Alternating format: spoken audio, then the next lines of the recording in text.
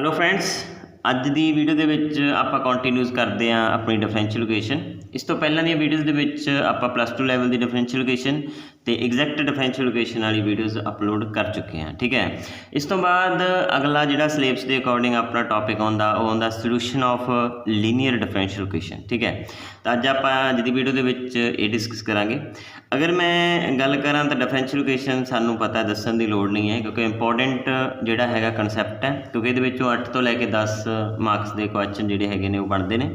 ਤਾਂ ਸਟਾਰਟ ਕਰਦੇ ਹਾਂ ਆਪਾਂ solution of linear differential equation. ਠੀਕ ਹੈ, ਤਾਂ ਅਗਰ ਮੈਂ ਗੱਲ ਕਰਾਂ ਤਾਂ ਆਪਣੇ ਕੋਲੇ ਜਿਹੜੀ ਵੀ ਇਕੁਏਸ਼ਨਸ ਹੁੰਦੀਆਂ ਨੇ ਉਹਦੇ ਵਿੱਚ ਆਪਣਾ ਮੇਨਲੀ ਕੰਮ ਕੀ ਹੁੰਦਾ ਗਾ, ਆਪਾਂ ਸੋਲੂਸ਼ਨ ਕੱਢਣਾ ਹੁੰਦਾ। ਠੀਕ ਹੈ, ਤਾਂ 10th ਤੱਕ ਵੀ ਆਪਾਂ ਇਕੁਏਸ਼ਨਸ ਨੂੰ ਸੋਲਵ ਕਰਦੇ ਰਹੇ ਹਾਂ, ਉਹਨਾਂ 'ਚ ਆਪਣਾ ਕੰਮ ਕੀ ਹੁੰਦਾ ਗਾ, ਸੋਲੂਸ਼ਨ ਫਾਈਂਡ ਆਊਟ ਕਰਨਾ। ਠੀਕ ਹੈ, ਸਿਮਿਲਰ ਡਿਫਰੈਂਸ਼ੀਅਲ ਇਕੁਏਸ਼ਨ ਦੇ ਵਿੱਚ ਵੀ ਆਪਣਾ ਮੇਨ ਕੰਮ ਕੀ ਹੁੰਦਾ ਹੈ, ਸੋਲੂਸ਼ਨ ਲੱਭਣਾ। ਠੀਕ ਹੈ, ਤਾਂ ਹੁਣ ਇਹਦੇ ਵਿੱਚ ਕੀ ਹੋਏਗਾ, ਆਪਾਂ ਸਿਰਫ ਉਹਨਾਂ ਡਿਫਰੈਂਸ਼ੀਅਲ ਇਕੁਏਸ਼ਨ ਦੇ ਹੀ ਸੋਲੂਸ਼ਨ ਲੱਭਦੇ ਹਾਂ ਜਿਹੜਿਆਂ ਦੇ ਸੋਲੂਸ਼ਨ ਲੱਭੇ ਜਾ ਸਕਦੇ ਨੇ। ਠੀਕ ਹੈ, ਕਿਉਂਕਿ ਹਰ ਇੱਕ ਡਿਫਰੈਂਸ਼ੀਅਲ ਇਕੁਏਸ਼ਨ ਦਾ ਸੋਲੂਸ਼ਨ ਅਸੀਂ ਫਾਈਂਡ ਆਊਟ ਨਹੀਂ ਕਰ ਸਕਦੇ, ਇਸ ਲਈ ਕੁਝ ਖਾਸ ਤਰ੍ਹਾਂ ਦੇ ਡਿਫਰੈਂਸ਼ੀਅਲ ਇਕੁਏਸ਼ਨ ਨੇ ਜਿਨ੍ਹਾਂ ਦੇ ਆਪਾਂ ਸੋਲੂਸ਼ਨ ਲੱਭ ਸਕਦੇ ਹਾਂ ਜਾਂ ਡਾਇਰੈਕਟ ਆਪਾਂ ਨੂੰ ਪਤਾ ਲੱਗ ਜਾਂਦੇ ਨੇ। ਠੀਕ ਹੈ, ਤਾਂ ਉਸ ਦੇ ਵਿੱਚ ਸਭ ਤੋਂ ਪਹਿਲਾਂ ਆਉਂਦਾ ਆਪਣੇ ਕੋਲੇ solution of linear differential equation. ਜਿੰਨੀਆਂ ਵੀ ਲੀਨੀਅਰ ਡਿਫਰੈਂਸ਼ੀਅਲ ਇਕੁਏਸ਼ਨਸ ਨੇ ਉਹਨਾਂ ਦੇ ਆਪਾਂ ਸੋਲੂਸ਼ਨ ਫਾਈਂਡ ਆਊਟ ਕਰ ਸਕਦੇ ਹੁੰਦੇ ਹਾਂ ਆਸਾਨੀ ਨਾਲ, ਅਤੇ ਉਹਨਾਂ ਨੂੰ ਫਾਈਂਡ ਆਊਟ ਕਰਨ ਦੇ ਕੁਝ ਸਾਡੇ ਕੋਲੇ ਮੈਥਡ ਨੇ, ਉਹ ਆਪਾਂ ਅੱਜ ਦੀ ਵੀਡੀਓ ਦੇ ਵਿੱਚ ਡਿਸਕਸ ਕਰਾਂਗੇ। ਤਾਂ ਅਗਰ ਮੈਂ ਸਭ ਤੋਂ ਪਹਿਲਾਂ ਗੱਲ ਕਰਾਂ ਲੀਨੀਅਰ ਡਿਫਰੈਂਸ਼ੀਅਲ ਇਕੁਏਸ਼ਨ ਦੀ, ਤਾਂ ਲੀਨੀਅਰ ਡਿਫਰੈਂਸ਼ੀਅਲ ਇਕੁਏਸ਼ਨ ਆਪਾਂ ਨੂੰ ਪਤਾ ਹੀ ਹੈ ਕੀ ਹੁੰਦੀ ਹੈ, ਪਹਿਲਾਂ ਵਾਲੀ ਵੀਡੀਓਜ਼ ਦੇ ਵਿੱਚ ਆਪਾਂ ਡਿਸਕਸ ਕੀਤੀ ਸੀ। ਤਾਂ ਫਿਰ ਵੀ ਮੈਂ ਇੱਕ ਵਾਰ ਇਸ ਨੂੰ ਰਿਵਾਈਜ਼ ਕਰਾ ਦਿੰਦਾ। ਤਾਂ ਕੋਈ ਵੀ ਲੀਨੀਅਰ ਇਕੁਏਸ਼ਨ, ਠੀਕ ਹੈ, ਲੀਨੀਅਰ ਡਿਫਰੈਂਸ਼ੀਅਲ ਇਕੁਏਸ਼ਨ ਜਿਹੜੀ ਹੋਏਗੀ ਉਹ ਕਿਸ ਫਾਰਮ ਦੀ ਹੋਏਗੀ, ਉਹ ਇਸ ਫਾਰਮ ਦੀ ਹੋਏਗੀ, P0x nth ਆਰਡਰ ਡੈਰੀਵੇਟਿਵ ਹੋਏਗਾ, ਫਿਰ ਕੀ ਹੋਏਗਾ ਪਲੱਸ P1x n-1th ਆਰਡਰ ਦਾ ਡੈਰੀਵੇਟਿਵ ਹੋਏਗਾ। ਸਿਮਿਲਰ ਇਸ ਤਰ੍ਹਾਂ ਚੱਲਦਾ ਜਾਏਗਾ, Pny = ਕੀ ਹੋਏਗਾ, Q ਹੋਏਗਾ। ਜਿਹੜਾ P0 P1 P2 ਹੈ ਇਹ ਸਾਰੇ ਕੀ ਹੋਣਗੇ, ਫੰਕਸ਼ਨ ਆਫ x ਹੋਣਗੇ। ਠੀਕ ਹੈ, ਇੱਕ ਤਾਂ ਚੀਜ਼ ਇਹ ਧਿਆਨ ਰੱਖਣਾ ਵੀ ਜਿਹੜੀ nth ਆਰਡਰ ਦੀ ਪਾਵਰ ਹੋਏਗੀ ਉਹ ਕਿਸੇ ਵੀ ਆਰਡਰ ਦੀ, ਜਿਹੜੀ ਕਿਸੇ ਵੀ ਆਰਡਰ ਦਾ ਡੈਰੀਵੇਟਿਵ ਹੋਏਗਾ, ਜਿਹੜੀ ਉਸਦੀ ਪਾਵਰ ਹੋਏਗੀ ਉਹ 1 ਤੋਂ ਜ਼ਿਆਦਾ ਨਹੀਂ ਹੋਏਗੀ। ਠੀਕ ਹੈ, ਲੀਨੀਅਰ ਡਿਫਰੈਂਸ਼ੀਅਲ ਇਕੁਏਸ਼ਨ ਦੇਖਣ ਦਾ ਇੱਕ ਤਾਂ ਇਹ ਤਰੀਕਾ ਹੈ। ਦੂਸਰਾ ਇਹ ਹੈ ਵੀ ਕੋਈ ਵੀ ਡੇਰੀਵੇਟਿਵ ਚਾਹੇ ਉਹ nth ਆਰਡਰ ਦੇ ਹੋਣ, ਚਾਹੇ ਮੰਨ ਲਓ ਵੀ 2 ਆਰਡਰ ਦੇ ਜਾਂ 3 ਆਰਡਰ ਦੇ ਡੇਰੀਵੇਟਿਵ ਆਪਸ ਵਿੱਚ ਪ੍ਰੋਡਕਟ ਦੇ ਵਿੱਚ ਨਹੀਂ ਹੋਣਗੇ। ਠੀਕ ਹੈ, ਅਤੇ ਇਹਦੇ ਵਿੱਚ ਇਹਦੀ ਅਲੱਗ ਟਰਮ ਹੈ, ਇੱਕ ਇਹਦੀ ਅਲੱਗ ਟਰਮ ਹੈ, ਇਹਦੀ ਅਲੱਗ ਟਰਮ ਹੈ। ਮਤਲਬ nth ਆਰਡਰ ਦੇ ਡੇਰੀਵੇਟਿਵ ਦੀ ਟਰਮ ਅਲੱਗ ਹੈ, n-1th ਆਰਡਰ ਦੇ ਡੇਰੀਵੇਟਿਵ ਦੀ ਟਰਮ ਅਲੱਗ ਹੈ, ਇਹਦੀ ਅਲੱਗ ਹੈ, ਅਤੇ y ਅਲੱਗ ਪਿਆ। ਤਾਂ ਹੁਣ ਇੱਕ ਗੱਲ ਇੱਥੇ ਆਪਾਂ ਬੋਲ ਸਕਦੇ ਹਾਂ ਵੀ ਹਰ ਇੱਕ ਲੀਨੀਅਰ ਡਿਫਰੈਂਸ਼ੀਅਲ ਇਕੁਏਸ਼ਨ ਦੀ ਡਿਗਰੀ ਕੀ ਹੁੰਦੀ ਆ, 1 ਹੁੰਦੀ ਹੈ। ਠੀਕ ਹੈ ਗੱਲ, every linear differential equation always of degree 1। ठीक है, ਜਿਹੜੀ ਵੀ ਲੀਨੀਅਰ ਡਿਫਰੈਂਸ਼ੀਅਲ ਇਕੁਏਸ਼ਨ ਹੋਏਗੀ ਉਹਦੀ ਡਿਗਰੀ ਹਮੇਸ਼ਾ 1 ਹੋਏਗੀ। ਅਗਰ ਕੋਈ 1 ਤੋਂ ਬਿਨਾਂ ਹੋਰ ਡਿਗਰੀ ਹੈ ਤਾਂ ਉਹ ਲੀਨੀਅਰ ਡਿਫਰੈਂਸ਼ੀਅਲ ਇਕੁਏਸ਼ਨ ਕਦੇ ਨਹੀਂ ਹੋਏਗੀ। ਬਟ ਇਸ ਦਾ ਕਨਵਰਸ ਟਰੂ ਨਹੀਂ ਹੈਗਾ। ਆਪਾਂ ਬੋਲ ਸਕਦੇ ਹਾਂ ਵੀ every differential equation of degree 1 need not be linear। ਠੀਕ ਹੈ, ਅਗਰ ਕੋਈ ਡਿਫਰੈਂਸ਼ੀਅਲ ਇਕੁਏਸ਼ਨ ਦੀ ਡਿਗਰੀ 1 ਆ ਤਾਂ ਆਪਾਂ ਬੋਲ ਨਹੀਂ ਸਕਦੇ ਉਹ ਡਿਫਰੈਂਸ਼ੀਅਲ ਇਕੁਏਸ਼ਨ ਲੀਨੀਅਰ ਹੋਏਗੀ। ਜਿਵੇਂ ਮੈਂ ਐਗਜ਼ਾਮਪਲ ਦਿੰਦਾ, ਆਪਣੇ ਕੋਲ ਇਹ ਇੱਕ ਇਕੁਏਸ਼ਨ ਹੈ। ਠੀਕ ਹੈ ਗੱਲ, ਇੱਥੇ 5 ਲਿਖ ਲੈਣਾ ਆਪਾਂ, ਇੱਥੇ ਮੈਂ 2 ਲਿਖ ਲੈਣਾ, dy/dx, ਇੱਥੇ 5 ਲੈ ਲੈਂਦੇ ਆਪਾਂ, ਅਤੇ ਇੱਥੇ ਹੈਗਾ y = 5, ਇੱਥੇ 4 ਲੈ ਲੈਣਾ। ਠੀਕ ਹੈ, ਤਾਂ ਇਹ ਡਿਫਰੈਂਸ਼ੀਅਲ ਇਕੁਏਸ਼ਨ ਹੈ। ਅਗਰ ਮੈਂ ਇਸ ਦੇ ਆਰਡਰ ਦੀ ਗੱਲ ਕਰਾਂ, ਇਸ ਦਾ ਆਰਡਰ 2 ਹੈ। ਆਰਡਰ ਕੀ ਹੁੰਦਾ, ਹਾਈਐਸਟ ਡੇਰੀਵੇਟਿਵ। ਹਾਈਐਸਟ ਡੇਰੀਵੇਟਿਵ ਕਿੰਨੇ ਟਾਈਮਸ ਦਾ, 2 ਟਾਈਮਸ, ਕਿਉਂਕਿ ਇੱਥੇ 2 ਟਾਈਮਸ ਹੈ ਅਤੇ 1 ਟਾਈਮਸ, ਤਾਂ ਆਰਡਰ ਕਿੰਨਾ ਹੋ ਗਿਆ ਇਸ ਦਾ, 2। ਅਗਰ ਮੈਂ ਡਿਗਰੀ ਦੀ ਗੱਲ ਕਰਾਂ, ਡਿਗਰੀ ਕੀ ਹੁੰਦੀ ਹੈ, ਡਿਗਰੀ ਹੁੰਦੀ ਹੈ ਹਾਈਐਸਟ ਆਰਡਰ ਦੀ ਜਿਹੜੀ ਪਾਵਰ ਹੁੰਦੀ ਹੈ ਉਹ ਡਿਗਰੀ ਹੁੰਦੀ ਹੈ। ਹਾਈਐਸਟ ਆਰਡਰ ਕਿੰਨਾ ਇਹਦਾ 1, ਤਾਂ ਇਹਦੀ ਡਿਗਰੀ ਕਿੰਨੀ ਹੋ ਗਈ, 1 ਹੋ ਗਈ। ਠੀਕ ਹੈ, ਬਟ ਇਹ ਡਿਫਰੈਂਸ਼ੀਅਲ ਇਕੁਏਸ਼ਨ ਲੀਨੀਅਰ ਨਹੀਂ ਹੈਗੀ। ਕਿਉਂ, ਕਿਉਂਕਿ ਲੀਨੀਅਰ ਡਿਫਰੈਂਸ਼ੀਅਲ ਇਕੁਏਸ਼ਨ ਲਈ ਕੀ ਹੁੰਦਾ, ਆਪਣੇ ਕੋਲੇ ਜਿਹੜੇ ਵੀ ਪਾਵਰ ਨੇ, ਜਿੰਨੇ ਵੀ ਆਰਡਰ ਦੇ ਡੇਰੀਵੇਟਿਵ ਨੇ ਉਹਨਾਂ ਦੀ ਪਾਵਰ ਹਮੇਸ਼ਾ ਕੀ ਰਹਿਣੀ ਚਾਹੀਦੀ ਹੈ, 1 ਰਹਿਣੀ ਚਾਹੀਦੀ ਹੈ। ਲੇਕਿਨ ਇੱਥੇ ਜਿਹੜਾ ਡੇਰੀਵੇਟਿਵ ਉਹਦੀ ਪਾਵਰ ਕਿੰਨੀ ਆ ਗਈ, 5 ਆ ਗਈ। ਠੀਕ ਹੈ ਗੱਲ, ਅਤੇ ਇਸ ਲਈ ਇਹ ਕੀ ਹੈ, ਨੋਨ ਲੀਨੀਅਰ। ਤਾਂ ਤੁਸੀਂ ਇੱਕ ਗੱਲ ਇਹਦੇ ਵਿੱਚ ਧਿਆਨ ਰੱਖ ਸਕਦੇ ਹੋ, ਅਗਰ ਕੋਈ ਡਿਫਰੈਂਸ਼ੀਅਲ ਇਕੁਏਸ਼ਨ ਲੀਨੀਅਰ ਹੈ, ਠੀਕ ਹੈ, ਤਾਂ ਉਹ ਹਮੇਸ਼ਾ ਡਿਗਰੀ 1 ਦੀ ਹੋਏਗੀ। ਅਗਰ ਕੋਈ ਡਿਫਰੈਂਸ਼ੀਅਲ ਇਕੁਏਸ਼ਨ ਡਿਗਰੀ 1 ਦੀ ਆ ਤਾਂ ਉਹ ਜ਼ਰੂਰੀ ਨਹੀਂ ਲੀਨੀਅਰ ਹੋਏਗੀ। ਠੀਕ ਹੈ ਗੱਲ, ਤਾਂ ਵੈਸੇ ਤੁਸੀਂ ਧਿਆਨ 'ਚ ਰੱਖ ਸਕਦੇ ਹੋ ਕੋਈ ਵੀ ਡਿਫਰੈਂਸ਼ੀਅਲ ਇਕੁਏਸ਼ਨ ਇਸ ਫਾਰਮ ਦੀ ਕੀ ਹੋਏਗੀ, ਲੀਨੀਅਰ ਹੋਏਗੀ। ਤਾਂ ਆਪਾਂ ਇਹਦੀ ਐਗਜ਼ਾਮਪਲਸ ਲਿਖ ਲੈਂਦੇ ਹਾਂ। अगर मैं पहला ऑर्डर 1 की गल करा, ऑर्डर 1 की लीनियर डिफरेंशियल इक्वेशन किस तरह की होएगी? ऑर्डर 1 की होएगी dy upon dx plus p of x y is equal to qx। ठीक है, इस तरह की होएगी। इत्थे देखो मैं इहदा कोफिशिएंट 1 क्यों लिया, क्योंकि अगर मान लो इस तरह का भी होया dy upon dx plus 4y is equal to x square. ठीक है, अगर कोई डिफरेंशियल इक्वेशन इस तरह की हुई तो यदा कोफिशिएंट 1 तो बना ही सकते हैं ना। 5 से डिवाइड करते हैं अगर मैं, तो बन जू dy upon dx 4 upon 5 y x square upon 5। तो कोई भी लीनियर इक्वेशन जिहदा ऑर्डर 1 होएगा तो इस फॉर्म की होएगी। ठीक है गल, उसदे विच dy अपॉन dx होएगा, y का कुछ ना कुछ कोफिशिएंट होएगा तो इक्वल टू qx होएगा। ठीक है गल। अगर मैं ऑर्डर 2 की गल करा, ऑर्डर 2 लीनियर डिफरेंशियल इक्वेशन, ठीक है, तो किस तरह की होएगी? वो होएगी डबल डेरीवेटिव प्लस इत्थे कुछ ना कुछ होएगा। ठीक है, इत्थे मान लो मैं p1x ले लिया, dy अपॉन dx, इस तो बाद p2x, इस तो बाद क्या है y इज इक्वल टू इधर क्या है qx। ये ऑर्डर 2 की लीनियर डिफरेंशियल इक्वेशन है। इसी तरह आप ऑर्डर 3 की लिख सकते हैं, ऑर्डर 4 की लिख सकते हैं। तो ये सी अपने को लीनियर डिफरेंशियल इक्वेशन। इस तो बाद लीनियर डिफरेंशियल इक्वेशन को आप 2 पार्ट्स के डिवाइड कर सकते हैं, linear differential equation with constant coefficient, linear differential equation with variable coefficient. क्योंकि 2 तरह की डिफरेंशियल इक्वेशन बन सकती ने। अगर मैं इस गल करा, जिहड़े कोफिशिएंट ने वो फंक्शन ऑफ एक्स ने, हो सकता है ये इकल्ले कॉन्सटेंट ही होण। ठीक है गल, हो सकता है ये वेरीएबल होण। ठीक है, तो 2 तरह के केस ही बनते हैं, linear differential equation with constant coefficient, linear equation differential equation with variable coefficient. जिमें कि देखो 5 dy upon dx plus 7y is equal to x square. तो जी ये डिफरेंशियल इक्वेशन है, ये जोड़े कोफिशिएंट ने वो की ने अपने को जोड़े कोफिशिएंट ने वो कॉन्सटेंट ने। तो ये कि लीनियर डिफरेंशियल इक्वेशन है, कॉन्सटेंट कोफिशिएंट वाली लीनियर डिफरेंशियल इक्वेशन है।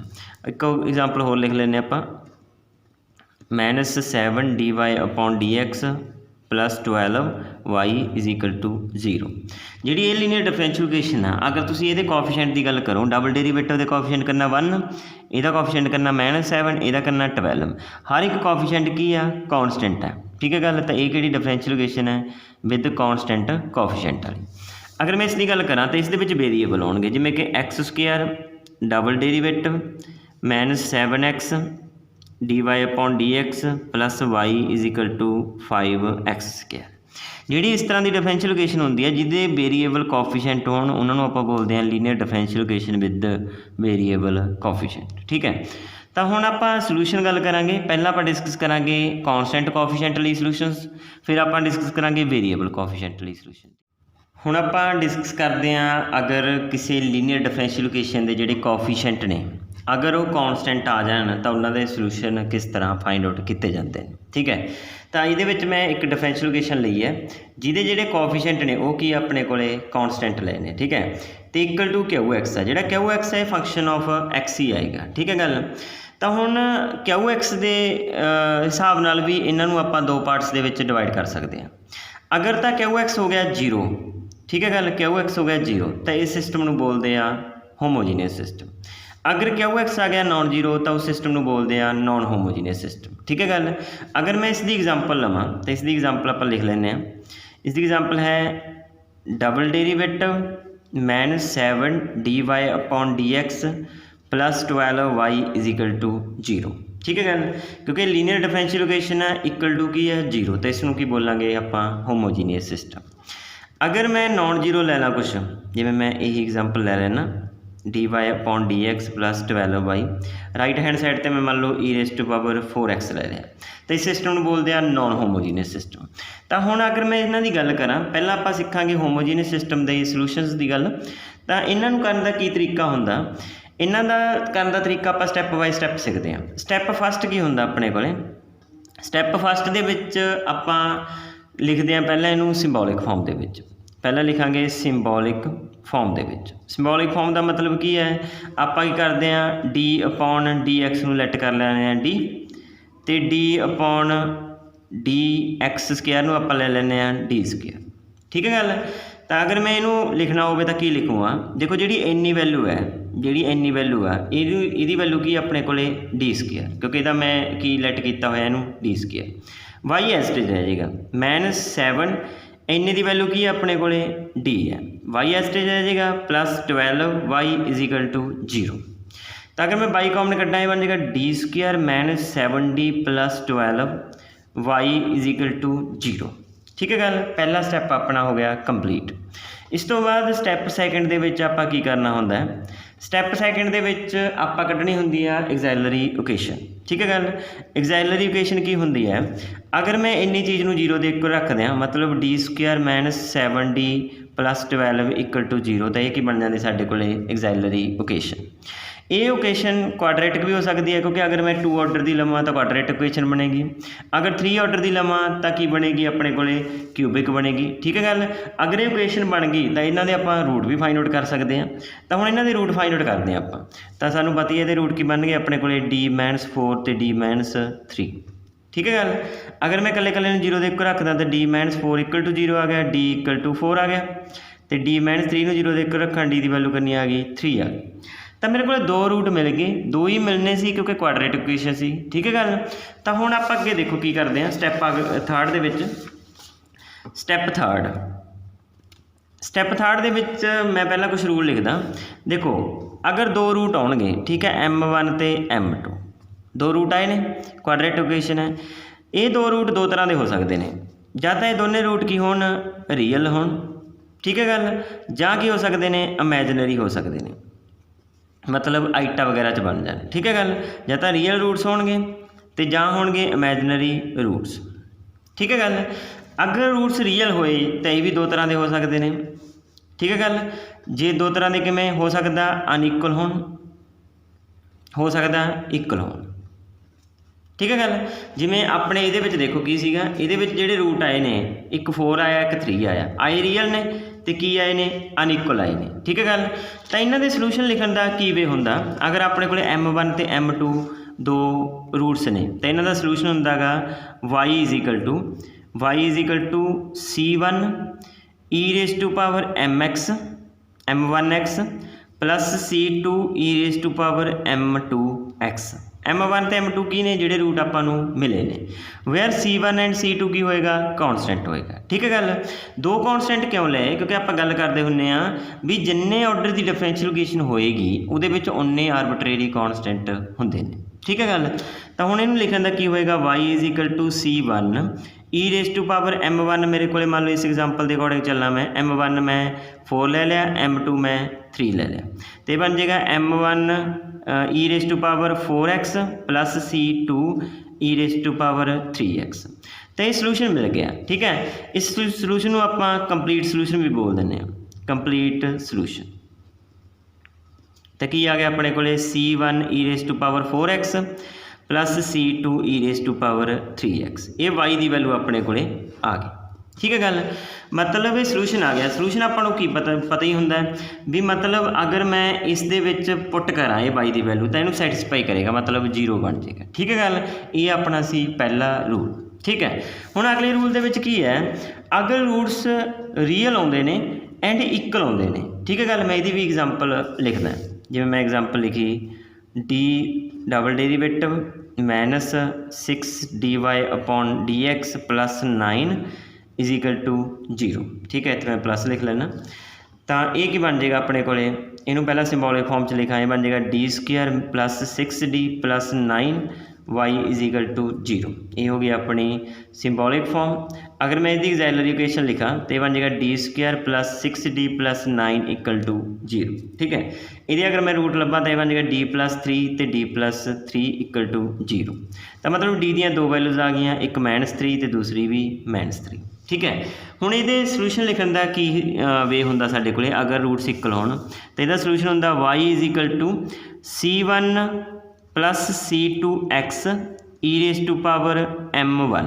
ਅਗਰ ਦੋਨੇ ਇੱਕ ਰੂਟ m1 ਤੇ m2 ਦੋਨੇ ਇਕੁਅਲ ਰੂਟਸ ਆਉਂਦੇ ਨੇ ਨਾ, ਤਾਂ ਇਹਦਾ ਲਿਖਣ ਦਾ ਵੇ ਕੀ ਹੁੰਦਾ c1 + c2x e⁻m1x।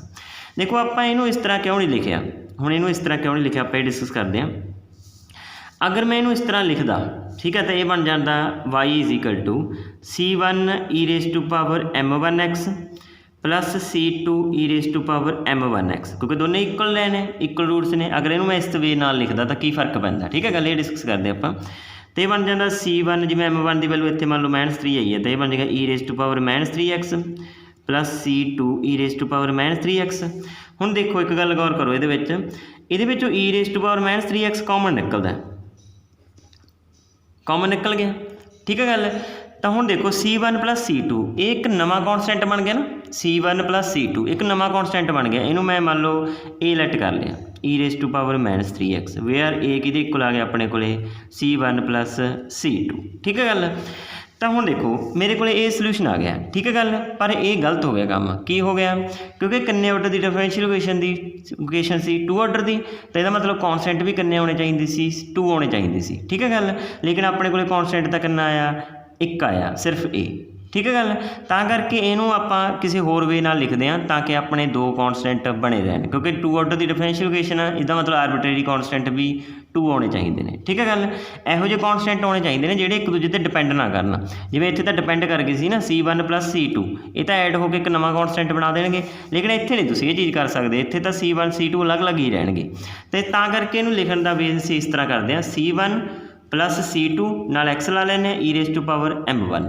अगर मैं इसनूं लिखना हो तो की लिखूँगा y = C1 plus C2x e⁻m 1x, ठीक है। इत्थे ना m1x आएगा नाल, ठीक है गल। तो इत्थे की आ जाएगा -3x, तो ये अपने को की आ गया कंप्लीट सोल्यूशन आ गया। तो आप सैकेंड ऑर्डर की डिफरेंशियल इक्वेशन डिस्कस कर रहे सी, जिहदे विच 2 रूट्स आउणगे पक्का, जां तां दोने जां तां रीयल होणगे ते जां होणगे इमेजिनरी। रीयल दे विच 2 केस बनते हैं, जां तां दोने रूट अनइक्वल होणगे जां दोने रूट इक्वल होणगे। अनइक्वल की आपां एग्जाम्पल एक कर ली, तो इक्वल की एग्जाम्पल भी आपां कर ली। हुण आपां करते हैं एक इमेजिनरी की, ठीक है गल।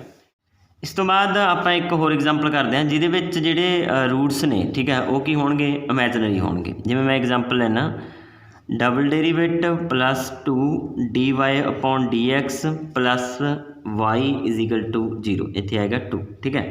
तो अगर मैं सिंबॉलिक फॉर्म च लिखा तो यह बन जाएगा अपने को d² plus 2d plus 2y = 0, ठीक है। इस तो बाद एक्सैलरी इक्वेशन यदि की आ जाएगी d² प्लस 2d प्लस 2 = 0। आप ये फाइंड आउट करते हैं रूट, सानू पता है डायरैक्ट फैक्टर तो नहीं बनते, तो आप क्वाड्रेटिक फॉर्मूला अगर यूज़ करिए तो यह बन जाएगा -2 प्लस -2 दा स्क्वायर -4 2 दा स्क्वायर 4 -4 2 1 × 2 अपॉन 2a, ठीक है। d = आ गया -2 प्लस -√4 अपॉन 2, तो ये बन जाएगा अपने को d = -2 प्लस -2i अपॉन 2। तो d आ गया अपने को -2 प्लस इतने कॉमन 2 कट के कट्टा जाएगा, यह आ जाएगा -1 प्लस -i, ठीक है। तो ये आ गया अपने को इमेजिनरी रूट, ठीक है। हुण साडे कोले की तरीका हुंदा, अगर किसी सैकेंड ऑर्डर डिफरेंशियल इक्वेशन के जिहड़े रूट्स ने वो इमेजिनरी आ जान, ठीक है, मतलब इस तरह आ जाना alpha plus minus beta iota, ठीक है गल। तो इसका सोल्यूशन लिखने का की तरीका हुंदा, इसका सोल्यूशन लिखते हैं आप e⁻α(x), अल्फा किहड़ा जिहड़ा रूट्स दे रियल पार्ट है, ठीक है। इस तो बाद cos of C1 cos beta x plus C2 sin beta x। तो ये सोल्यूशन लिखने का साडे कोले वे होंदा। तो इस दे विच आपां किवें लिखांगे, हुण आपां नूं पता इत्थे अल्फा की वैल्यू की है -1, बीटा की वैल्यू की है 1। अल्फा की वैल्यू की होंदी है जिहड़ी रियल पार्ट होंदा, बीटा की वैल्यू की होंदी है जिहड़ा इमेजिनरी पार्ट होंदा, मतलब आइटा का कोफिशिएंट, ठीक है। तो सोल्यूशन की बन जाएगा अपने कोले complete solution e⁻−1x C1 cos x plus C2 sin x। तो ये साडे कोले कंप्लीट सोल्यूशन आ गया इस डिफरेंशियल इक्वेशन का, ठीक है गल। तो हुण आपां सैकेंड ऑर्डर लई दोनों चीज़ां डिस्कस कीतियां। अगर रूट रियल आ जान तां भी आपां डिफरेंशियल इक्वेशन के सोल्यूशन कढ सकते हैं, अगर रूट इमेजिनरी आ जान तां भी फाइंड आउट कर सकते हैं, ठीक है गल। तो हुण ये तो सी 2 डिग्री दी। तो इस तो बाद असीं डिस्कस करते हैं अगर किसी डिफरेंशियल इक्वेशन की डिग्री जिहड़ी हैगी आ वो की आ जाए अपने कोले 3 आ जाए, ठीक है। तो 3 इक्वेशन के भी सिमिलर करना जमा सेम प्रोसैस रहेगा अपने को। सब तो पहला साडा काम होएगा सिंबॉलिक फॉर्म के लिखना। तो सिंबॉलिक फॉर्म यदि बनेगी d³ - 3d² प्लस 2dy = 0। तो तो एक्सैलरी इक्वेशन की आ जाएगी यदि D cube minus 3d square D cube minus 3d square plus 2d is equal to 0। ठीक है, तो इस तो बाद ये रूट फाइंड आउट करने तो सानू डायरैक्ट ही पता लग रहा भी ये डी की निकल रहा कॉमन निकल रहा, तो यह आ जाएगा D square minus 3d plus 2 is equal to 0। तो अगर मैं इसमें सॉल्व करा यह आ जाएगा D minus 2 D minus 1 equal to 0। तो डी दी 3 वैल्यूज आ गई साढ़े को 0 1 एंड 2। तो यदा जो कंप्लीट सलूशन होएगा वाई सी लिख सकते हैं आप, वाई सी मतलब कंप्लीट सलूशन। तो वो होएगा C1 e raise to power 0x C2 e raise to power 1x plus C3 e raise to power 2x। ठीक है गल, तो आंसर की आ गया अपने को ई रेस टू पावर 0x तो 1 ही बन जाएगा C1 plus C2 e raise to power x C3 e raise to power 2x। तो ये साढ़े को आ गया सलूशन आ गया। इसका पेपर के सम किस तरह का बनेगा वो आप जो MCQ किए उदों सूँ ज़्यादा पता लग जाएगा। ठीक है, तो एक बार आप इनका सिस्टम सीख रहे हैं भी किस तरह इन्होंने सिस्टम को सॉल्व किया जाता है। ठीक है, हुण इत्थे दिक्कत की आती है कई बार स्टूडेंट्स को, इत्थे जी क्यूबिक इक्वेशन है ये तो चलो रूट्स सीधे सानू पता लगे डी नू कॉमन निकाल के। ठीक है, अगर इस तरह के रूट होण जिहड़े सीधे अपने तो ना निकलन उन्होंने की करने का प्रोसैस रहेगा, वो लिए आप अगली एग्जाम्पल करते हैं। ठीक है, इस तो बाद एक एग्जाम्पल है जिहदे विच अपने को जिहदा डिफरेंशियल इक्वेशन का ऑर्डर आ 3 है, इनू आप सॉल्व करते हैं। ठीक है, पहले इसनू आप लिखांगे सिंबॉलिक फॉर्म दे विच, ये बन जाएगा D cube minus 3d square plus 4y equal to 0। अगर मैं इसकी एक्सैलरी इक्वेशन लिखा ये बन जू D cube minus 3d square plus 4 equal to 0। ठीक है, तो हुण ये रूट्स आप डायरैक्ट नहीं फाइंड आउट कर सकते, सानू पता है अगर तो इतने क्वाड्रेटिक इक्वेशन होंगी फिर तो इनू आप क्वाड्रेटिक फॉर्मूला ला के भी सॉल्व कर लेंगे। जो भी इस तरह की प्रॉब्लम आ जाए तो इस आप यूज़ करते हैं हिट एंड ट्रायल मैथड। ठीक है, असी एक रूट फाइंड आउट कर लेंगे हैं। ठीक है, वैल्यू पुट करके, तो दूसरे दोनों रूट फाइंड आउट करने फिर आसान हो जाते हैं। जिमें वैल्यू पुट करनी है इतने कोई यह जी डी वैल्यू पुट करनी है जोड़ा इनू 0 बना दे। ठीक है, वो की प्रोसैस होंगे अपने को जी भी कॉन्सटेंट टर्म है वो फैक्टर लिख लो कि ने फैक्टर के कि ने plus minus 1 plus minus 2 plus minus 4। अगर इसका रूट रियल कोई होया तो इन्हों के ही होएगा कोई। ठीक है, तो आप वैल्यू पुट करके देख लाँगे। अगर मैं डी की वैल्यू पहला 1 पुट करा तो बन जू 1 cube minus 3 1 square plus 4 equal to 0, तो बन जू 1 माइनस 3 प्लस 4 तो सैटिस्फाई नहीं किया क्योंकि ये बन गया 2 इज इक्वल टू 0। तो यह मतलब डी इज इक्वल टू 1 तो यह रूट नहीं होएगा। इस तो बाद मैं डी माइनस 1 पुट करके देख लूँगा। अगर मैं माइनस 1 पुट करा तो बन जू माइनस 1 की cube minus 3 minus 1 square plus 4 equal to 0, ये बन जू minus 1 minus 3 plus 4 equal to 0, तो यह मतलब 0 इक्वल टू 0 आ गया। यह मतलब डी इक्वल टू माइनस 1 की यदा रूट है। ठीक है, तो हम आपको पता है क्यूबिक इक्वेशन है 3 रूट होंगे, एक रूट का पता लग गया, 2 रूट बाकी आपको पता नहीं है, तो वह भी आप फाइंड आउट कर सकते हैं। किस तरीके फाइंड आउट करांगे, अपने को इक्वेशन की है D cube minus 3d square plus 4 equal to 0। तो इसनों करने का की प्रोसैस होंदा, जिहड़ा भी रूट आपको फाइंड आउट होया उन्होंने इत्थे लिख लो। ठीक है गल, तो जिहड़े क्यूबिक इक्वेशन के कोएफिशिएंट ने उन्होंने लिख लो नीचे, तो यदा कोएफिशिएंट करना 1, यदा कोएफिशिएंट करना -3, डी का कोएफिशिएंट है नहीं तो उन्होंने 0 लिख लो, इत्थे यदा कोएफिशिएंट की है 4। तो इसनों डिवाइड करना स्टार्ट कर दो, पहला तो 1 ओम ही रह जाएगा, फिर यदी मल्टीप्लाई करांगे -1 रह जाएगा, -3 -1 करना हो गया -4, -4 की -1 ना करांगे 4 बन जाएगा। ठीक है गल, तो यह आ जाएगा 4 की -1 ना की देंगे -4 आ जाएगा, तो यह आ गया 0। अगर तो नीचे 0 आता है मतलब अपना सही चल रहा काम। ठीक है गल, तो हुण इस तो बाद यदि क्वाड्रेटिक इक्वेशन बन जाएगी, किस तरह बन जाएगी, इन्होंने कोएफिशिएंट में चक के क्वाड्रेटिक इक्वेशन बना लो। मैं मतलब जिमें 1d square minus 4d plus 4 equal to 0, तो हुण सानू पता है ये फैक्टर किहड़े बन जाएंगे, d -2 d -2 इक्वल टू 0, तो डी दी 2 वैल्यूज आ गई, 1 2 1 2। ठीक है, तो जी अपनी डिफरेंशियल इक्वेशन है वो सॉल्व होगी, तो इसके कितने रूट आपको मिल गए, 2 रूट मिल गए, सॉरी 3 रूट मिल गए। डी दी अपने को 3 वैल्यूज आ गई, एक डी आ गया अपने को -1, एक डी आ गया 2 एंड एक डी आ गया 2। तो यदा कंप्लीट सोल्यूशन की होएगा अपने को y is equal to C1 e raise to power -x plus C2 plus C3x e raise to power 2x। ठीक है गल, तो ये अपने को कंप्लीट सलूशन आ गया इस डिफरेंशियल इक्वेशन का। हुण तक आप डिस्कस किया होमोजीनियस डिफरेंशियल इक्वेशन के सलूशन ਤਾਂ ਹੁਣ ਆਪਾਂ ਗੱਲ ਕਰਾਂਗੇ ਨੋਨ ਹੋਮੋਜੀਨੀਅਸ ਡਿਫਰੈਂਸ਼ੀਅਲ ਇਕੁਏਸ਼ਨ ਦੇ ਸੋਲੂਸ਼ਨ ਕਿਸ ਤਰ੍ਹਾਂ ਫਾਈਂਡ ਆਊਟ ਕੀਤੇ ਜਾਂਦੇ ਨੇ। ਤਾਂ ਜਦੋਂ ਵੀ ਨੋਨ ਹੋਮੋਜੀਨੀਅਸ ਡਿਫਰੈਂਸ਼ੀਅਲ ਇਕੁਏਸ਼ਨ ਦੇ ਸੋਲੂਸ਼ਨ ਕੱਢਣੇ ਹੋਣ ਤਾਂ ਉਹਦੇ ਵਿੱਚ ਆਪਾਂ ਨੂੰ ਦੋ ਚੀਜ਼ਾਂ ਦੀ ਲੋੜ ਪੈਂਦੀ ਹੈ, ਇੱਕ ਕੰਪਲੀਮੈਂਟਰੀ ਫੰਕਸ਼ਨ ਤੇ ਇੱਕ ਪਾਰਟੀਕੂਲਰ ਇੰਟੈਗਰਲ। ਅਗਰ ਇਹ ਦੋ ਚੀਜ਼ਾਂ ਸਾਨੂੰ ਪਤਾ ਲੱਗ ਗਈਆਂ ਤਾਂ ਇਹਨਾਂ ਦਾ ਐਡ ਜਿਹੜਾ ਹੋਏਗਾ, ਮਤਲਬ ਇਹਨਾਂ ਦਾ ਸਮ ਜਿਹੜਾ ਹੋਏਗਾ ਉਹ ਕੀ ਬਣ ਜਾਂਦਾ, ਸਾਡਾ ਕੰਪਲੀਟ ਸੋਲੂਸ਼ਨ ਬਣ ਜਾਂਦਾ। ਠੀਕ ਹੈ, ਤਾਂ ਇਹ ਕਿਵੇਂ ਫਾਈਂਡ ਆਊਟ ਕਰਦੇ ਨੇ, ਆਪਾਂ ਇੱਕ ਐਗਜ਼ਾਮਪਲ ਦੇ ਥਰੂ ਇਸ ਨੂੰ ਸਮਝਦੇ ਹਾਂ। ਜਿਵੇਂ ਮੇਰੇ ਕੋਲ ਇਹ ਐਗਜ਼ਾਮਪਲ ਹੈ, ਸਾਨੂੰ ਪਤਾ ਜਿਹੜੀ ਰਾਈਟ ਹੈਂਡ ਸਾਈਡ ਆ ਉਹ ਨੋਨ ਜ਼ੀਰੋ ਆ, ਇਹਦਾ ਮਤਲਬ ਇਹ ਕੀ ਆ, ਨੋਨ ਹੋਮੋਜੀਨੀਅਸ ਹੈ। ਠੀਕ ਹੈ, ਅਗਰ ਇਹ ਨੋਨ ਹੋਮੋਜੀਨੀਅਸ ਆ ਤਾਂ ਇਹਦਾ ਮਤਲਬ ਆਪਾਂ ਨੂੰ ਦੋ ਚੀਜ਼ਾਂ ਪਤਾ ਕਰਨੀਆਂ ਪੈਣਗੀਆਂ, ਕੰਪਲੀਮੈਂਟਰੀ ਫੰਕਸ਼ਨ ਤੇ ਪਾਰਟੀਕੂਲਰ ਇੰਟੈਗਰਲ। ਜਿਹੜਾ ਕੰਪਲੀਮੈਂਟਰੀ ਫੰਕਸ਼ਨ ਆ ਉਹ ਕਿਸ ਤਰ੍ਹਾਂ ਫਾਈਂਡ ਆਊਟ ਕੀਤਾ ਜਾਂਦਾ, ਇਹਨੂੰ ਪਹਿਲਾਂ ਸਿੰਬੋਲਿਕ ਫਾਰਮ ਦੇ ਵਿੱਚ ਆਪਾਂ ਲਿਖਦੇ ਹਾਂ ਤੇ ਬਣ ਜਾਏਗਾ d⁴ plus 2d³ minus 3d square y is equal to e⁴ ਇਹਦੀ ਜਿਹੜੀ ਐਗਜ਼ੈਲਰੀ ਇਕੁਏਸ਼ਨ ਆਏਗੀ ਉਹ ਆਏਗੀ d⁴ plus 2d⁴ minus 3d square equal to 0। ਤਾਂ ਇਹਨੂੰ ਆਪਾਂ ਕਰ ਲਾਂਗੇ ਸੋਲਵ।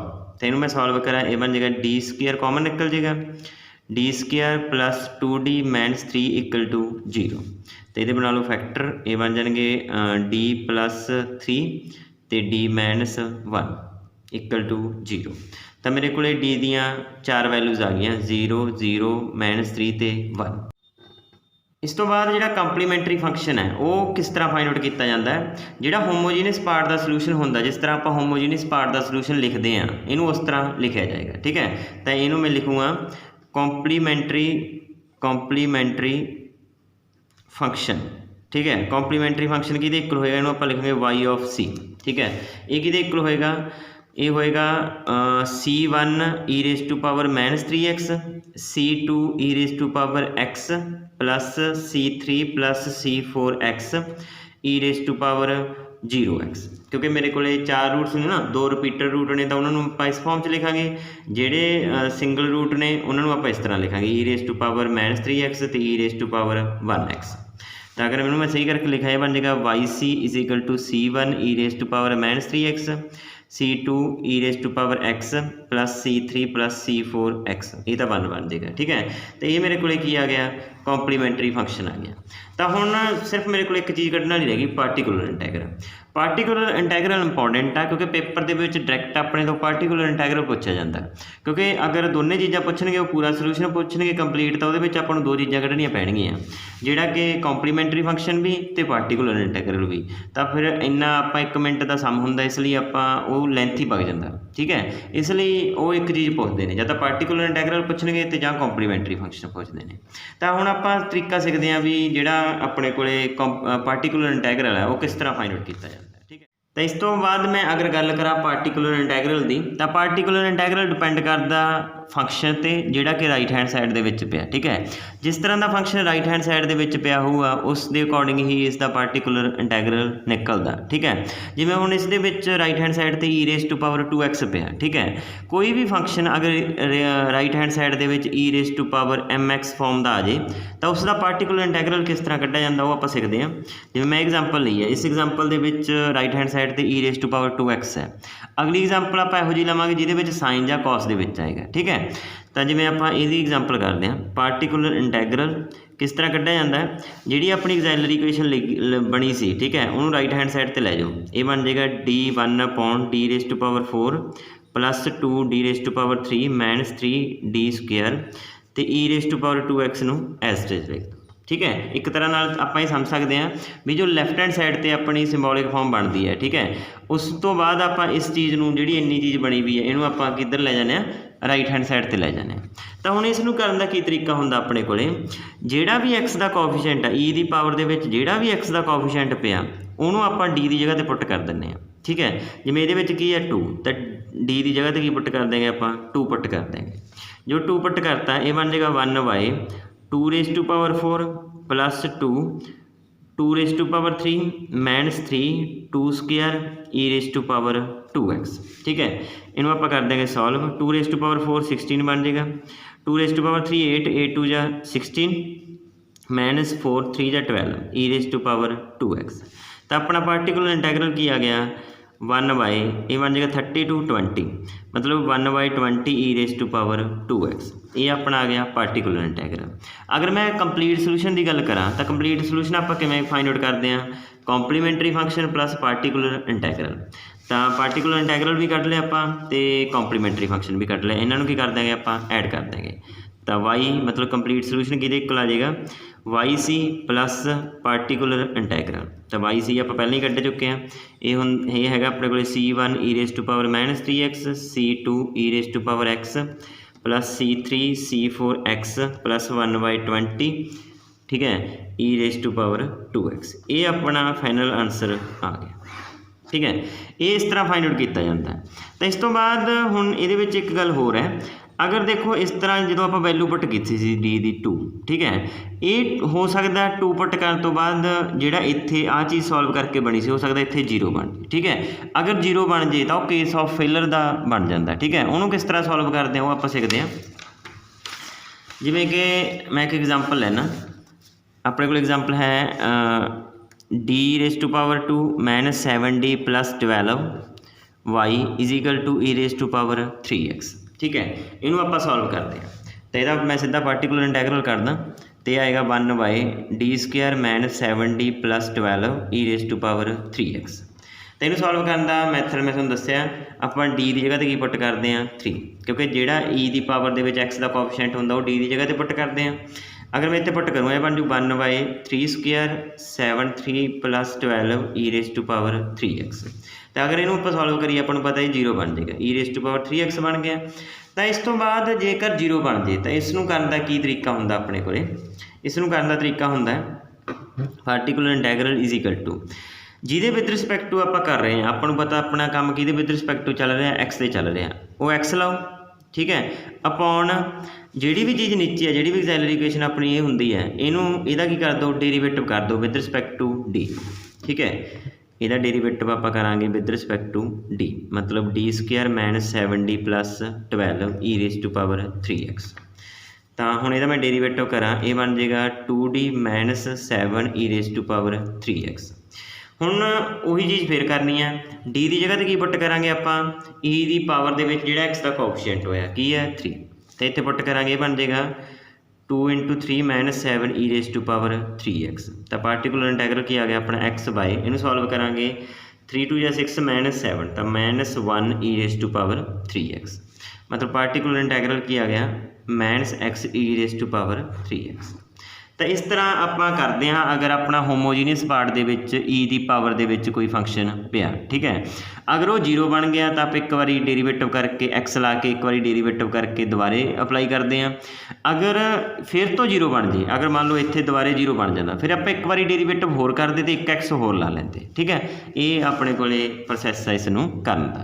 तो बाद आप डिस्कस करते हैं अगर अपना राइट हैंड साइड ते साइन या कॉस आ जाए। ठीक है अगर नॉन होमोजीनियस के e⁻x वगैरह कुछ आ जाए तो वो आप डिस्कस कर चुके हैं।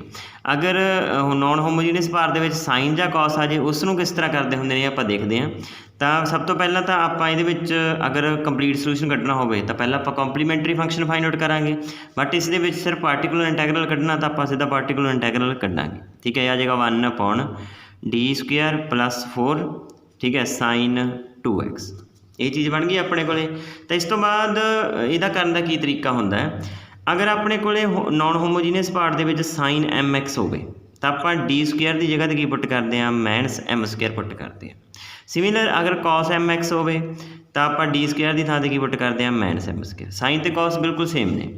ठीक है हुण देखो अगर इत्थे हुण की है sin 2x है तो m की वैल्यू कितनी होगी 2 होगी इसका मतलब आप d² की जगह तो की पुट करांगे -4 पुट करांगे। अगर मान लो कला sin x होंदा तो d² की थां की पुट करते आप -1 पुट करते क्योंकि m की वैल्यू की बन जाती -1 बन जाती। तो अगर मैं इत्थे पुट करा तो बन जाएगा -4 + 4 sin 2x तो ये बन गया 1/0 sin 2x। अगर तो इतने नॉन जीरो नंबर आ जाता फिर तो अपना आंसर आ गया सी। ठीक है हुण 0 आ गया तो यह मतलब केस ऑफ फेलर हो गया। तो करना उवें ही है एक्स लाउनी है। ठीक है एक्स लाउनी है इत्थे एक्स लाउन तो बाद यदा डेरीवेटिव कर देना विद रिस्पैक्ट टू डी। ठीक है यदा डेरीवेटिव मैं विद रिस्पैक्ट टू डी करूँगा यदा derivative d² + 4 the with respect to D sin 2x ओम ही रह जाएगा। तो यह बन जाएगा एक्स अपॉन इहदा डेरीवेटिव करांगे 2d प्लस 0 साइन 2x। तो अगर मैं इसमें सॉल्व करा बन जाएगा x/2 1/d साइन x। देखो हुण अपने को d का मतलब की होंदा d अपॉन dx, ठीक है। तो 1/d का मतलब की होंदा इंटीग्रेशन होंदा है, ठीक है। इसका मतलब इत्थे की हो रही है इंटीग्रेशन हो रही है साइन एक्स की विद रिस्पैक्ट टू एक्स, ठीक है। 1/d का मतलब होंदा इंटीग्रेशन, जो भी 1/d बन गया तो इंटीग्रेशन कर दी जाती है, ठीक है। तो हुण देखो किवें करांगे आपां x/2 साइन की इंटीग्रेशन की होंदी है माइनस ऑफ कॉस एक्स। तो पार्टिकुलर इंटैगरल की आ गया अपने कोले minus x/2 cos of x, ठीक है। इस तरह आप इनू फाइंड आउट करते हैं। देखो कई बार 1/d ना बने, कई बार इस तरह का बन जाता, कई बार अपने को 1/d माइनस 1 साइन 2x मान लो इस तरह का बनता। फिर आप की करते, फिर आप इनू करते इस तरह सॉल्व d माइनस 1 ना मल्टीप्लाई कर देंगे d minus 1 sorry d plus 1 ना मल्टीप्लाई d प्लस 1 ना डिवाइड। तो इस तरह सॉल्व करके बन जाता d माइनस 1 तो नीचे बन जाता d स्क्वायर माइनस 1, ठीक है। हुण आपां नूं पता डी स्क्वायर की वैल्यू तो अपने को हैगी है, कितनी है माइनस दे 4, ये आ गया d माइनस 1 माइनस दे 4 माइनस 1 साइन 2x, ठीक है। गल इस तरह बन गया सी। तो इनू किवें सॉल्व करांगे, बन गया minus 1/5 d minus 1 sign 2x। तो इनू आप अगर अंदर लेके जावांगे तो d का मतलब तो डेरीवेटिव है, इसका मतलब डेरीवेटिव करना है साइन 2x का। तो पहले 1 ना मल्टीप्लाई होएगा, बन जाएगा साइन 2x, ठीक है। तो बन गया माइनस 1/5 साइन 2x का डेरीवेटिव की हो गया अपने को cos of 2x into 2 minus sine 2x। तो मैं कहने तो भाव यह है भी अगर इत्थे अपने को सीधी इंटीग्रेशन नहीं बनती 1/2d नहीं बनता तो आप इस तरह इसनों सॉल्व करते हैं, ठीक है गल। तो ये सी अपने को अगर साइन या कॉस आ जाए। तो हुण अगला है अगर अपने को e⁻⁴ आ जाए होमोजीनियस दे विच ते नाल कोई फंक्शन आ जाए, ठीक है। तो उसनों करन दा की तरीका हुंदा, आपां जिहड़ा e⁻⁴ है उसनों आपां बाहर कढ लैंदे आ, ठीक है। जदों ही बाहर कढना d की जगह ते की चेंज कर देना d प्लस 1 चेंज कर देना, तो जिहड़ी भी चीज़ रहेगी उसनों एज इट इज आपां बाद च सॉल्व कर देंगे। जिवें आपां एग्जाम्पल नाल करते हैं, इहदा पार्टिकुलर इंटैगरल कढना, ये बन जाएगा 1/d square minus 2d plus 4 e⁻x sine x। तो हम आप करना है जोड़ा भी एक्स के नाल होंदा है, ठीक है, उन्होंने डी विच ऐड करके एक्स की थां ते उन्होंने रिप्लेस कर देने हैं, ठीक है। तो ये की होएगा अपने को ये होएगा e⁻x जो आप बाहर कढ़ांगे तो जो डी है वो की बन जाएगा अपने को d प्लस 1। तो यह बन जाएगा d प्लस 1 का square minus 2d plus 1 plus 4 sine x, ठीक है। इनू आप कर देंगे सॉल्व, इनू सॉल्व करांगे d square plus 2d plus 1 minus 2d minus 2 plus 4 sine x।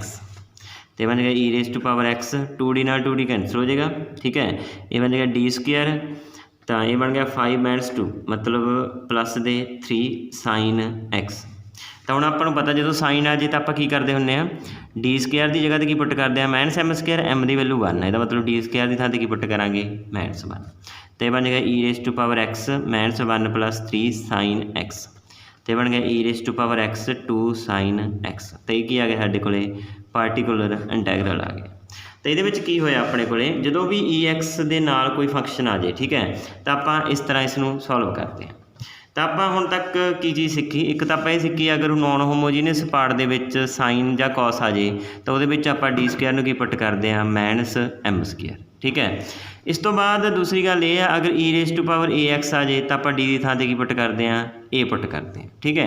Rule वही सेम रहेगा रूल ऑफ फेलर का, अगर फेल हो जाए रूल तो आप की करते हैं डेरीवेटिव कर देने विद रिस्पैक्ट टू डी ते नाल की ला लेने उपर एक्स ला देने। अगर रूल फिर फेल हो जाए फिर एक एक्स होर ला के दोबारा फिर डेरीवेटिव कर देने, ठीक है। तो इस तरह आप इनू करते हैं। इस तो बाद अगला साढ़े को है अगर अपने को इस फॉर्म की अगर नॉन होमोजीनियस पार्ट के इस फॉर्म का बन जाए मतलब 1/fd x⁻m, ठीक है। तो इसनों की करते हैं, इसनों आप ऊपर ले जाने हैं, ठीक है। ऊपर जाके की हो जाएगा fd⁻⁻1, फिर इसनों बायनोमियल एक्सपेंशन की हैल्प नाल आप सॉल्व कर लेंगे, ठीक है। फिर x⁻m नूं अंदर ले जाने।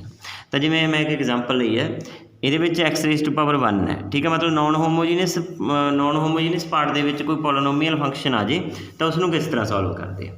तो आप इसका पार्टिकुलर इंटैगरल करते हैं। पहला ਪਾਰਟੀਕੂਲਰ ਇੰਟੈਗਰਲ ਕਿਹਦੇ ਇਕੁਅਲ ਹੋਏਗਾ D square minus 3d plus 2 x raise to power 1। तो इसनूं करन दा की सॉल्व होंदा जिहड़ी भी कॉन्सटेंट टर्म है ठीक है उसनूं बाहर कढ ले। तो कॉन्सटेंट टर्म नूं आपां कढ लैंदे बाहर यह आ जाएगा D square minus 3d upon 2 plus 1 ठीक है एक्स रेज़ टू पावर 1। तो इहनूं मैं लिख सकदा 1/2 1 plus D square minus 3d upon 2 raise to power 1 x raise to power 1। देखो ये अपने को पी है डिनोमीनेटर च पी है ना, अगर मैं ऊपर लेके जावां तो बन जाएगा 1/2 1 plus D square minus 3d upon 2 raise to power -1 x ठीक है। ऊपर जाके माइनस का बन गया। हुण आपां इसनूं बायनोमीअल एक्सपेंशन दे नाल सॉल्व कर देंगे। तो अपने को फार्मूला की हुंदा 1 plus x raise to power -1 का फार्मूला की हुंदा 1 minus x plus x square minus x cube plus x4 इस तरह चलता जाता। अगर मैं सॉल्व करा ये बन जाएगा 1/2 ठीक है 1 माइनस एक्स अपने लिए की है ये सारी एक्स है ठीक है। ये बन जाएगा D square minus 3d upon 2 plus x square मतलब D square minus 3d upon 2 plus इस तरह चलता जाएगा बाहर की अपने को एक्स ठीक है। हुण देखो जो मैं एक्स नूं अंदर लेके जाऊँगा तो ये बन जाएगा 1/2 ये को जाएगा एक्स बन जाएगा। देखो जो ये मल्टीप्लाई होएगा एक्स की तो यह मतलब है डबल डेरीवेटिव। यदा मतलब ये है भी आप एक्स का डबल डेरीवेटिव करांगे जो आप एक्स का डबल डेरीवेटिव करांगे तो मतलब ये तो 0 बन जूगा ठीक है। जो आप ये को एक्स लैके जावांगे ठीक है तो ये की होएगा देखो ये तो 0 1/2 मैं बाहर कढ़ लेना ये बन जाएगा D square x minus 3d x plus 1/4 D square minus 3d square sorry इत्थे D square into power whole square आएगा ठीक है। इत्थे क्या आ जाएगा एक्स प्लस सो ठीक है। हुण देखो की होया इहदे विच 1/2 एक्स माइनस 1/2 इहदा हुण एक्स का डबल डेरीवेटिव करांगे ये की बन जू 0 तो एक्स का फस्ट टाइम डेरीवेटिव करांगे कि आ जाएगा 1 आ जाएगा। हुण देखो इहदे विच डी की पावर आ जिहड़ी बढ़ती जा रही है ना इहदा मतलब इहदा डेरीवेटिव अगले इहदे विच 2 टाइम्स 3 टाइम्स 4 टाइम्स इस तरह बढ़ता जाएगा ठीक है। तो हुण आपां नूं पता है अगर आपां कोई एक्स है फंक्शन अपने को एक्स है जो आप एक टाइम डेरीवेटिव करते हैं 1 आ जाएगा 2 टाइम्स डेरीवेटिव करते हैं तो 0 आ जाएगा। यदा मतलब जिहदे 2 पावर वालियां डी की पावर 2 आ रही है उत्थे तो सारे कितने डेरीवेटिव एक्स का हो जाएगा 0 हो जाएगा। तो वह तो अपने को लिखने की लोड़ ही नहीं है। अगर यदा मैं स्क्वायर खोलूँगा भी तो वो 2 की पावर 2 तो वड्डी आएगी ना तो करके उत्थे कितने सारे कितने डेरीवेटिव की हो जाएगा 0 हो जाएगा प्लस अप टू सो। तो इनू सॉल्व करके की बन गया ये बन गया 1/2 एक्स माइनस 1/2 माइनस दे 3 प्लस 0 तो बन जाएगा 1/2 एक्स प्लस 3/2 तो ये आ गया x/2 प्लस 3/4 ये अपना क्या आ गया पार्टिकुलर इंटैग्रल आ गया ठीक है। जो भी इधर पोलिनोमीअल इधर मतलब होमोजीनियस नॉन होमोजीनियस पार्ट के एक्स आ जाए ठीक है या एक्स स्क्वायर आ जाए एक्स क्यूब आ जाए तो उसनों इस तरह सॉल्व करते होंगे ठीक है गल। तो इस तो बाद साढ़े को कुछ रिजल्ट ने